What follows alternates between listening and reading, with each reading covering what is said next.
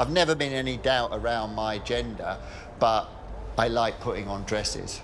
People, when they say, oh, you must really understand women, I go, no, I'm not a woman. I don't understand anything about being a woman. That'd be insulting to them to say that I knew anything about being a woman. I'm a man. I mean, if anything, being a transvestite has made me a hell of a lot more aware about what it is to be a man.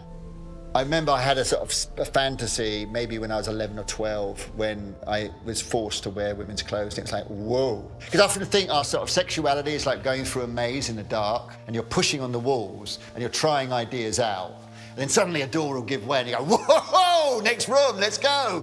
I asked my sister, can I borrow a couple of dresses? She seemed cool about it. She'd make, and then I moved on to my mother's clothes. Risk is a big aphrodisiac, And I mean, the first time I went out in my mum's clothes was very, very exciting. And I became addicted to that. I mean, I went through the normal kind of anxiety that if I want to put on women's clothes, then maybe I want to be a woman.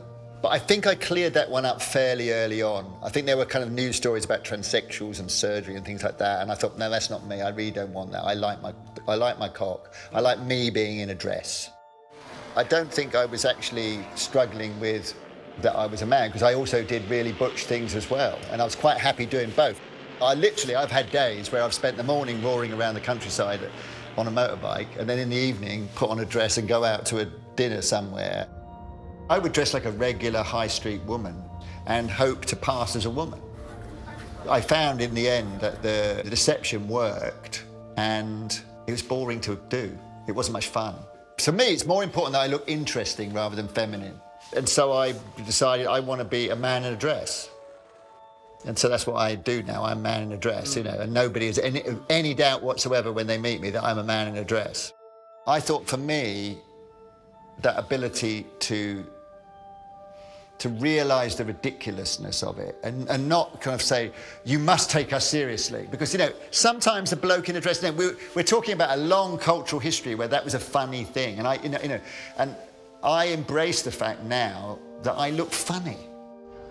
Trans is challenging something very, very basic about being human for a lot of people.